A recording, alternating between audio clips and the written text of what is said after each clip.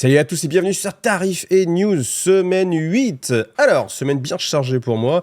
Ça change? Non, bah non, toutes les semaines sont chargées, j'ai l'impression. Tant mieux, hein, si j'étais en train de me tourner les pouces et de m'embêter, je me poserais plus de questions. Là, c'est pas le cas.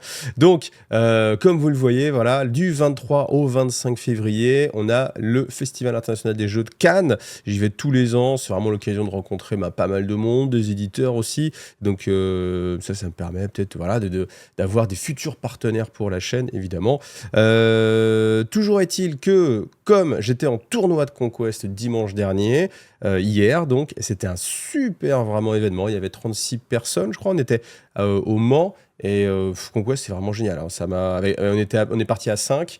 Et je peux vous dire qu'on est tous revenus ultra emballés. Même toutes les parties que j'ai pu faire en discutant avec les gars et tout. Coucou à ceux avec qui j'ai pu jouer. Franchement, c'était vraiment super.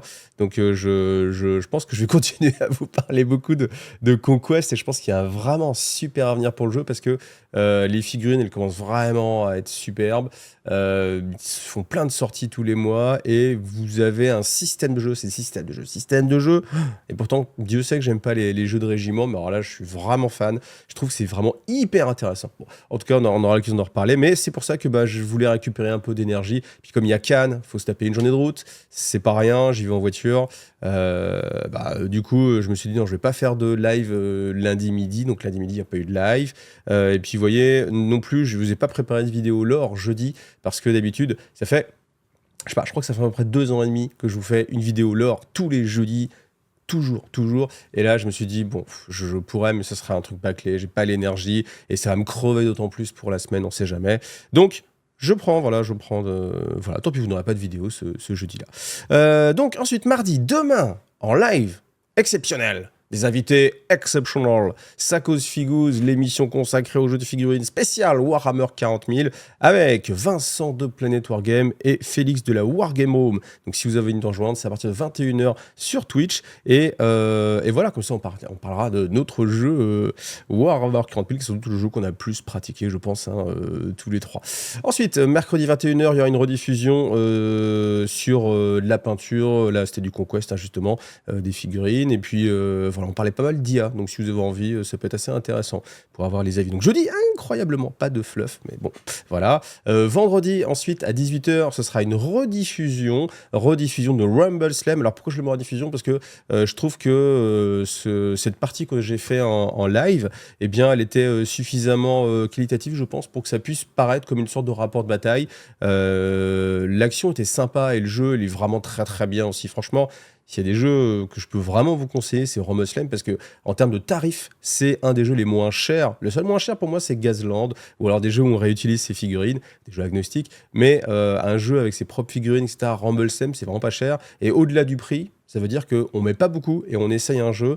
Parce que des fois, enfin, vous voyez, si je vous dis, venez jouer sur Conquest, vous pouvez pas mettre juste pas beaucoup. C'est un gros investissement. Alors que là, Rumble Slam, franchement, si vous êtes tenté, vous mettez 30 balles dans votre équipe, les figurines sont sympas et le jeu est vraiment très très sympa. Donc, vous avez la rediffusion, elle est disponible pour tout le monde. Elle sera à 18h. Voilà. Et puis, dimanche matin aussi, une rediffusion. Review des figues de la commune, c'était le mois de septembre avec Jean Peinture. C'était vraiment aussi très sympa. Donc, si vous voulez découvrir aussi Jean Peinture, parce que c'est la première fois qu'il apparaissait sur la chaîne, eh bien, n'hésitez pas. Et puis, je vous rappelle, tous les jours à 18h, vous avez une vidéo sur Heroes of Might and Magic numéro 3. Et voilà, ça, c'est vraiment quelque chose qui m'a demandé énormément de travail. Vous imaginez bien 10 vidéos, plus le travail de tout le temps, plus des salons à droite à gauche, plus Cannes. Voilà, c'est pour ça que ça va être une semaine un peu chargée pour moi, mais qui du coup est assez déchargée, assez light sur la chaîne. Et je pense aussi que la semaine d'après, vous voyez, il n'est pas impossible que le lundi prochain, je sois de retour de Cannes, parce que comme Cannes dure jusqu'au 25, le dimanche, si on rentre, on va pas rentrer le dimanche soir, il y a trop de route, donc ça va être le lundi, donc je vais pas faire de tarif et news, voilà, donc vous retrouverez sans doute un programme très déchargé aussi pour la semaine prochaine. Allez, on y va, on passe aux news de chez Games Workshop. Alors c'est parti pour les Dark Angel, comme d'habitude vous avez 2 semaines de précommande et on commence avec une bonne surprise. Moi je trouve que c'est une bonne surprise, c'est le prix du supplément Dark Angel. Alors c'est un supplément, rappelez-vous que vous devez avoir besoin, vous avez besoin du codex Space Marine pour pouvoir le jouer, parce que vous n'aurez pas toutes les règles de Space Marine de base. Donc, il faut cet achat. Par contre, le supplément, vous pouvez avoir peur qu'il coûte un peu cher. Là, il est à 25 €. 25 € franchement pour ce bouquin-là, je pense que c'est un bon prix et je pense que c'est pas trop cher. Voilà. Alors bien sûr, il y a cette taxe hein, du Codex Space Marine, mais voilà, je pense que c'est un prix qui est pas mal et franchement, ça m'aurait pas étonné que ça coûte vraiment beaucoup plus. Donc c'est ça, je trouve que c'est plutôt une très bonne chose. Ensuite, on a Asmodee, Master of the Repentance, voilà. Donc lui, il va coûter 34 €. Donc voilà, c'est le prix des personnages. La figurine est sympathique avec les petites volutes de fumée comme ça. C'est un voilà, c'est un personnage assez bien. Voilà. Moi, je regrettais juste qu'il n'y ait pas un peu son chapelet de perles en fait. On le voit pas sur la figurine. J'aurais bien aimé que ça soit rappelé, étant donné que les chapelains, justement, ils mettent des petites boules à chaque fois qu'ils réussissent à attraper des déchus en fait. Donc voilà. Ensuite, on a Belial. Voilà. Alors Belial, je trouve un petit peu moins. C'est le visage que j'aime pas trop. Après, vous pouvez changer un petit peu. Hein. Il y a plusieurs têtes dans le kit. Mais en tout cas, Belial, il va être lui aussi à 34 €. Voilà. J'aime bien quand c'est des prix cohérents. Oui, je disais contrairement au Flesh Eater où on avait des prix genre 31, 30 €, 32,50. Là, moi, c'est 34, c'est carré. Ça. Moi, je trouve ça pas mal. Ensuite, Inner Circle Compagnon. Là, par contre, en fait en voyant la boîte, je me dis, mais c'est vrai qu'ils sont 3 en fait. Et je sais pas pourquoi, dans ma tête, j'avais l'impression qu'ils étaient plus. Je pense que c'est quand j'ai regardé les images du codex d'Archangel, bah, j'avais l'impression qu'ils étaient plus. Mais en tout cas, ils sont 3 et ils coûtent 45 €. Voilà. Mais c'est des belles figurines. Hein. Mais en fait, je suis déçu qu'il n'y en ait que 3. J'aurais bien aimé qu'il y en ait 5. Et limite, j'aurais presque bien aimé qu'on en ait beaucoup plus et qu'à terme, même tous les Dark Angel, ils soient comme ça. Vous voyez, en fait, je me suis fait la même réflexion avec ce qui vient derrière, hein, les Deathwing Knight. Je pense que ça pourrait être sympa qu'on ait une armée complète avec que ce style-là. Vous voyez, pas qu'on réutilise en fait des figurines de Space Marine avec quelques petites têtes par-ci par-là, mais qu'on ait vraiment du 100% d'Archangel avec que des robes de bure, que des armures Deathwing très très personnalisées comme ça. Donc le kit de Deathwing Knight, c'est 55 €. Voilà. Voilà. Ensuite, vous avez le paquet. Alors ça, c'est pas mal parce que elle est assez chargée cette grappe-là et en plus, c'est les décalcos qui sont avec. Et de mémoire, vous me direz si je me trompe, mais je me rappelle pas qu'il y avait les décalcos avant dans les kits d'upgrade comme ça. Donc, c'est plutôt une bonne chose. Et ce kit-là va être à 27 €. Donc ça, c'est plutôt assez sympa. Ensuite, Combat de Patrol d'Archangel. Voilà, avec les figurines, les blasters et tout ça. Donc là, c'est 125 €. Honnêtement, dans l'absolu, c'est le même prix que les Battle Force, etc. Quand on regarde séparément, on dit ouais, mais en termes de prix, voilà, c'est pas mal. Mais quand on regarde en fait le nombre de bonhommes, 125 € pour, je sais pas, ils sont combien? Ils sont 20 à peu près là. Allez, je compte. Allez, 1, 2, 3, 4, 5, 6, 7, 8, 9, 10, évidemment, 15, 19, ouais, 19. Quand même. Je sais pas, je me dis, ça manque d'un véhicule, d'un Dread ou d'un truc comme ça pour. Parce que c'est vrai que quand on se rend compte. Alors, quand on les achète séparément, une boîte par boîte, à la limite, on se rend pas trop compte. Mais quand tu achètes juste 19 bonhommes, 19 Space Marine à 125 €, je trouve que ça fait quand même un petit budget.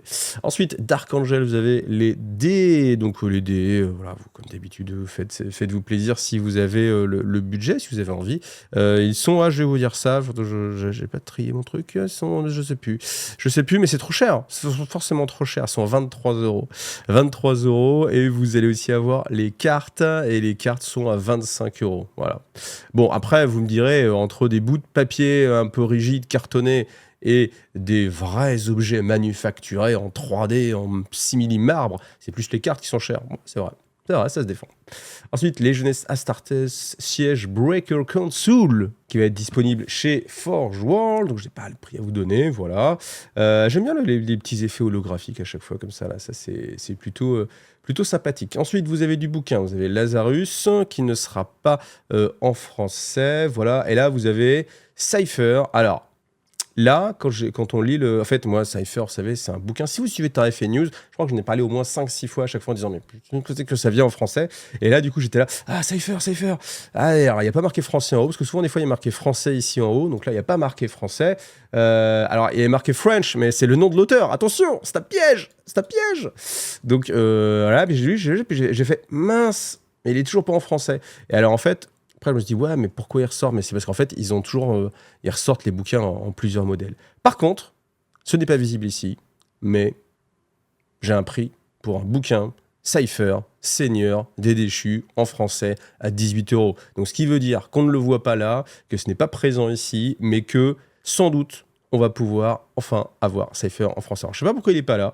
Je sais pas où est l'erreur. Est-ce que c'est sur Warhammer Community qu'ils l'ont pas mis? Est-ce que au final c'est une erreur et il n'apparaîtra pas? Mais en tout cas, soyez au taquet. Et moi, je vous conseille vraiment ce livre. Ou alors ne le prenez pas comme ça. Moi, je le lis puis je vous en ferai des vidéos. Vous serez au taquet sur mes vidéos sur Cypher. Mais en tout cas, moi, clairement, c'est un des bouquins que j'attends vraiment avec beaucoup d'impatience. Donc, c'est plutôt une très très bonne nouvelle. Voilà. Et puis après, vous avez du bouquin. Ah tiens, Warhammer qui ressort pour The Old World, bien sûr. The Untimed, Do the Old World. Alors, c'est pas The Old World, évidemment, mais bien sûr, on surfe sur cette vague-là. Puis, à défaut de proposer des boîtes, on propose des bouquins. Voilà. Et puis, voilà. Bon, après, du Sea of Asken, c'est une excellente série aussi. Ça, c'est, à mon avis, c'est dans le top 3 des séries les plus appréciées, parce que vous m'en parlez assez souvent. Donc, voilà. Du jeu vidéo, et puis c'est tout. Allez, on passe à la suite. Donc, je vous ai dit, du 23 au 25, c'est le festival de Cannes. Donc, beaucoup de jeux qui sont en démonstration. Vous pouvez y aller. L'entrée payante, maintenant, ça va être la deuxième émission. Je pense que c'était gratuit, je crois, de mémoire. C'est assez sympa si vous voulez tester justement des jeux. Il y a beaucoup d'espace pour jouer à des nouveautés, jouer à des jeux que vous auriez envie d'acheter, etc. Rencontrer du monde. Il y aura aussi de la figurine. Donc là, je ne vais pas regarder précisément ce qu'il y aura, mais vous voyez, un jeu de rôle wargame figurine. On peut cliquer. Ouh, magnifique. Formidable. Et puis, voilà, pas beaucoup plus de choses. Mais en tout cas, voilà, j'y serai. Et puis, si vous passez, vous me voyez, n'hésitez pas à venir faire coucou. Je serai avec Marprod. Ça fait toujours plaisir. Et puis, voilà, bien sûr, vous évitez le moment où je suis en train d'interviewer une personne, évidemment. Voilà. Allez, à bientôt si vous passez à Cannes. Alors, vous avez répondu au petit sondage, les 2 semaines de préco. 44%, aucun intérêt, tout part à 11h. Et en fait, je me suis dit, mais en fait, en fait quand j'ai rédigé le sondage, j'ai pensé à ça. Je me suis dit, mais en fait, on s'en fiche qu'il y ait 2 semaines ou 3 semaines, une semaine, parce que de toute façon, on peut pas commander les boîtes. Et en fait, 44%, c'est énorme. 44% des gens qui disent, c'est galère, parce que de toute façon, on peut pas commander. Ça fait presque une personne sur deux.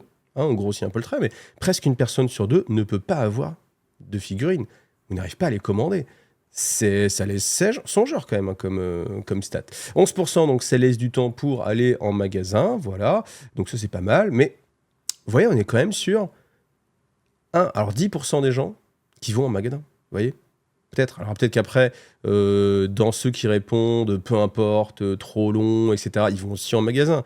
Mais en tout cas, ce qui est sûr, c'est qu'il y en a 44% qui sont déçus de ne pas pouvoir aller les chercher directement à 11h. Donc ça, ce sondage me paraît assez intéressant. Et du coup, ça va donner lieu au sondage de cette semaine. Là, je l'ai fait à la suite. D'habitude, je les sépare, mais là, ça va être à la suite parce que c'est vraiment cette réponse-là qui m'a inspiré le sondage de cette semaine. Sondage de cette semaine. Est-ce que vous arrivez à acheter vos figurines? Les nouveautés, on parle que des nouveautés. Est-ce que vous arrivez, vous voulez une nouveauté? Voilà, vous l'avez vu dans Tarifé, vous avez vu Belial, vous voulez Belial. Est-ce que vous arrivez à l'avoir ou est-ce que vous n'arrivez pas à l'avoir? Par les moyens traditionnels. Si vous êtes après obligé d'aller chercher sur, sur des sites... déjà, je ne sais même pas, les sites, je ne fonctionne pas beaucoup avec l'occasion, donc je ne sais pas trop où les scalpers en fait revendent, peut-être sur Facebook, peut-être sur eBay, je ne sais pas trop. D'ailleurs, dites-le moi en commentaire pour ma curiosité, je suis assez intéressé de voir ça. Mais en tout cas, est-ce que en passant par des moyens conventionnels, vous arrivez à avoir vos figurines ou est-ce que c'est galère et il faut se débrouiller autrement? Donc, à savoir, soit attendre que la figurine revienne, soit aller chercher vraiment sur des endroits un petit peu plus obscurs. Voilà. Et bien, voilà, c'était le sondage de cette semaine, tout simplement, et en même temps le résultat du sondage de la semaine dernière. Et j'en profite pour remercier Arnaud Loire. Merci beaucoup à toi. Alors sur Warhammer Community, il y a un petit article qui m'a fait marrer parce que en fait, ça fait hyper longtemps que je cherche un schéma de couleurs qui me convienne pour mes titans. Et je pense que je suis pas le seul parce que on nous donne quelques exemples d'héraldique pour les titans. Donc il y a bien sûr toujours Astorum. Astorum, c'est une légion qui me plaît bien, mais en même temps elle est un peu dure à peindre parce qu'il faut faire tous ces petits zigouigouis blancs là, un petit peu partout. En plus, c'est celle qu'on voit un peu partout, donc c'est un petit peu embêtant. Donc j'aime pas trop avoir quelque chose qu'on voit un peu partout, mais en tout cas, voilà, pourquoi pas. Et si, comme moi, vous avez des petits manques d'inspiration, vous avez cette page-là, et il y a quand même pas mal de petits trucs. Donc vous voyez, comme ça, je vous fais défiler. Ça, c'est pas mal, dès qu'il y a du bleu, de toute façon, moi j'aime bien. Tempestus, là, voilà, c'est pas trop mal. Et puis ça peut donner aussi des inspirations. Alors si, je vous montre celle-ci aussi, Ignatum. Alors elle est très classe, parce qu'en fait, vous avez une sorte de de marquage en nid d'abeille, c'est-à-dire vous avez des bandes de chantier mais en mode nid d'abeille. Et je me suis dit, ah c'est super classe. Puis après je me dis, mais attends, tu fais ça comment en fait? Donc ça veut dire que là tu dis, il faut aller choper des sortes de pochoirs en, je sais pas, en latex ou en un truc un peu souple, mais que tu peux plier, enfin etc. et qui adhère pour faire un truc à l'aéro, ou alors du scotch de marquage précisément découpé en petits hexagones, mais alors il faut que tu le réutilises et tout, etc.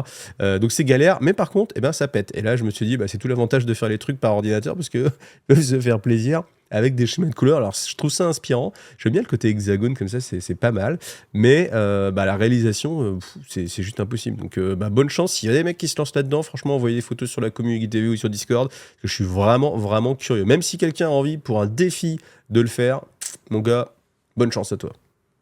Et c'est le moment de remercier mes chaleureux tipeurs. Merci beaucoup. En tout cas, c'est moi qui chaleureusement essaie de vous remercier. Et je sais qu'il y en a pas mal qui ont pledgé pour avoir du... Fait pledgé. Qui ont donné un coup de tip pour avoir de la vidéo lore, je sais. Et c'est pour ça que ça m'embête d'autant plus de ne pas vous fournir de vidéo lore cette semaine. Mais je vous demande vraiment toute votre compréhension pour... parce que je peux pas. Je peux pas. C'est trop difficile. Trop difficile.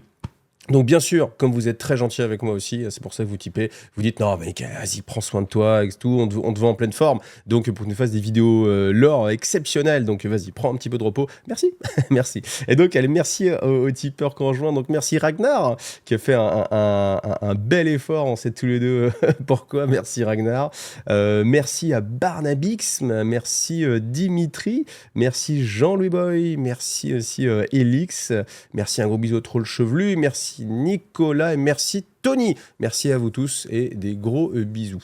Après, je vous rappelle aussi que vous pouvez tout à fait aider la chaîne par d'autres moyens. Vous avez toujours le petit like. Franchement, un petit like, ça sert de rien, mais ça permet à l'algorithme de relancer un peu la vidéo sur plus de personnes, et répandre un peu la bonne parole d'Iggy TV, et puis comme ça, de toucher d'autres personnes, et ainsi de suite. Et puis, vous avez aussi les liens partenaires. N'hésitez pas à aller sur tous les liens que je vous affiche ici. Hein. Vous avez vraiment de tout. Mettez-les en favori, comme ça aussi, tac, vous n'avez pas besoin d'y penser à chaque fois. C'est très sympa. Puis moi, c'est une source de revenus non négligeable, tout ça, qui me permet de continuer à vous faire des vidéos comme toutes les semaines. Voilà.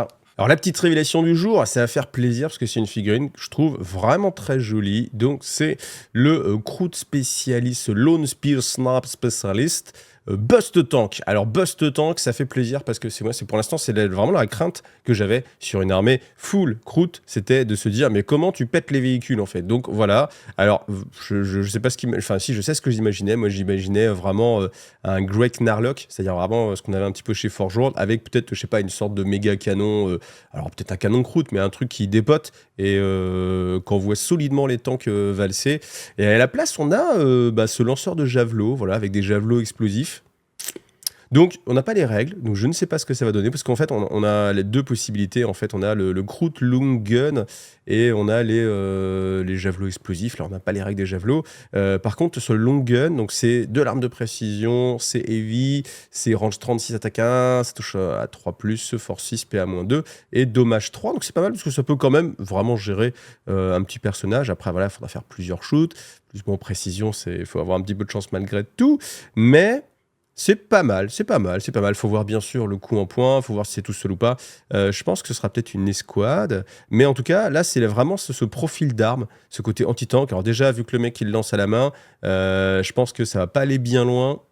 Donc je sais pas trop, mais après on peut imaginer vraiment une sorte de cavalerie avec des unités de 5-6 bestioles comme ça qui vont sur le côté, qui essaient de choper un peu les tanks. Après il y a une règle qui est très très bonne, c'est que si vous avez touché, eh bien après toutes les unités Kroot de votre armée vont relancer leur jet aussi pour toucher sur la même cible, donc ça c'est pas mal. Après le lore en termes de bestioles, c'est que c'est une sorte de caméléon à papates. Alors c'est intéressant aussi parce que c'est pas un Kroot, d'habitude on avait que des familiers, enfin des membres de la famille Kroot, de la grande famille des Kroot, et là pour une fois ils sont sur une autre bestiole, et je trouve que c'est un choix qui est très intelligent parce que ça change un peu l'armée, ça fait quelque chose d'un petit peu différent et ça donne eh bien un peu de cachet là où si on avait eu encore quelque chose qui serait un petit peu trop dérivé encore des Kroot, ça aurait été un petit peu voilà, peut-être un petit peu too much. Enfin, franchement, j'aime bien. C'est une très bonne sortie. On verra aussi le prix. Alors, on ne sait pas quand ça va arriver, mais on a encore un petit peu de temps. Parce que ce qui va arriver dans un premier temps, et qui n'est pas encore là, c'est le Kroot Hunting Pack Army, donc c'est-à-dire l'armée qu'on a déjà vue. Une fois que ça sera sorti, il faudra attendre au moins un mois avant d'avoir la suite. Donc, comme là, c'est pas cette semaine. Ça viendra sans doute bientôt, mais il faut au moins imaginer que vous avez 2 mois d'attente pour avoir ces figurines-là. Mais en tout cas, je les trouve très, très, très, très réussies. Donc, c'est pas, dites-moi en commentaire si ça vous plaît ou pas. Après, on va voir, mais je pense que ça va être l'unité indispensable, hein, si c'est le seul truc qui peut casser un peu des véhicules. Et est-ce que ça a vraiment la capacité de casser des véhicules? Ou est-ce que ça va être genre dommage 2, un tiers, tu vois, genre...